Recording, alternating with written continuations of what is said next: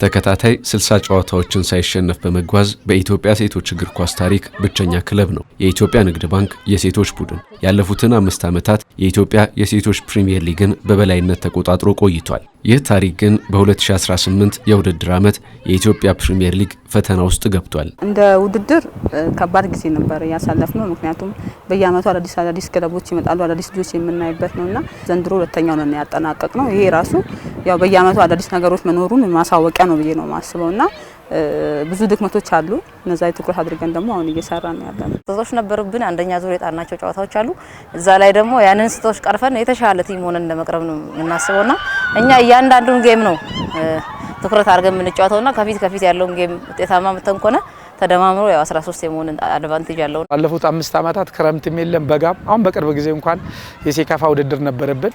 ቀጥሎ ደግሞ አንደር 20 ከ8 ልጆች በላይ ያሉ እንደገና ዋናው ናሽናል ቲም ከ13 ልጆች በላይ ነበሩና በዚህ መካከል ደግሞ ወደ 5 ልጆች ጉዳት ነበረባቸውና ዜጎችም ነበሩ። እነሱም ደግሞ ከኛ ጋር መዋሃድ አልቻሉምና እሱን ስንመለከት ያስመዘገብናቸው ውጤቶች መጥፎ አይደለም። ለ5400 ደቂቃዎች ሽንፈት ሳይገጥመው የተጓዘው የኢትዮጵያ ንግድ ባንክ በመጀመሪያው ዙር ካደረጋቸው 13 ጨዋታዎች 32 ነጥቦችን ሰብስቦ ሁለተኛ ደረጃ ላይ ይገኛል። ይህም ውጤት ካለፉት ዓመታት አንጻር ሲታይ ዝቅተኛ ነው። ክለቡ በመጀመሪያው ዙር የነበሩበትን ክፍተቶች በመድፈን የባለፉት ዓመታት ክብሩን ለማስጠበቅ ይፋለማል። ዝግጅታችን ያው ቆንጆ ነው።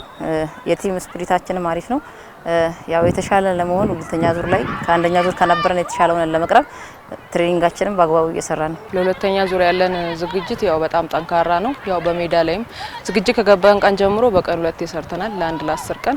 ከዛም ደግሞ በቀን 1 ጀምረናል። ያው በግሩፕም በግልም እየሰራን ነው። በክላስ መልክም እየተሰጠ ነው። ጥሩ ጠንካራ ዝግጅት እየሰራን ነው። ከጉዳትም ከሁሉም ነገር ነፃ ስለሆኑ ጎል እንደሙሽ አይነት ተጫዋች መምጣቱ ቀላል አይደለም ብዬ አስባለሁ። የኢትዮጵያ ንግድ ባንክ የሴቶች ቡድን በሊጉ በመጀመሪያው ዙር 34 ግቦች በማስቆጠር ቀዳሚ ሲሆን 3 ግቦች ብቻ ተቆጥረውበት ጠንካራ የተከላካይ መስመር እንዳለው አሳይቷል። በዚህ ዙር ክለቡ 2 ጨዋታዎችን አቻ ሲወጣ 1 ሽንፈት ገጥሞታል። በሁለተኛ ዙር ውጤቱን በማሻሻል ሻምፒዮን የመሆን አቅሙና ልምዱ እንዳለው ተጫዋቾች ያነሳሉ። ከፊታችን ያሉ እያንዳንዱን ጌሞችን ማሸነፍ ነው።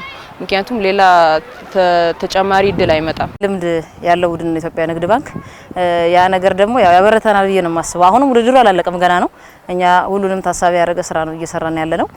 መጀመሪያ ያው ፕሪሚየር ሊጉን ነው የምናስበው ብዬ ነው የማስበው። ያንን ካሳካን ወዲህ ሴካፋ ደግሞ ያው በተሻለ እንቀርባለን ብዬ ነው የማስበው። ትልቁን ነገር የምናስብ ከሆነ እያንዳንዱ ጌም ላይ ትኩረት ማድረግ አለብን ብዬ አስባለሁና በተለይ በአንደኛ ዙር ላይ ያጣናቸው ነገሮች ደግሞ ሁለተኛ ዙር ላይ እንዳናጣቸው በዛ ትኩረት አድርገን በተለይ በእያንዳንዱ ጌም ላይ ትኩረት አድርገን ቲማችን ወደ ዋንጫ መንገድ ብቁ ለማድረግ ሁላችንም በብቃት እየሰራን ነው። በአካልም በአይምሮም እንደ አይነት መንፈስ አንደኛ ዙር ላይ አልነበረም።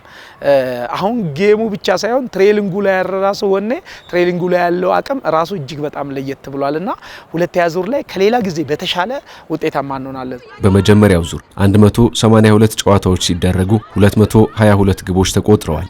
ይህም በጨዋታ በአማካኝ 1.2 ግብ ይቆጠራል እንደማለት ነው።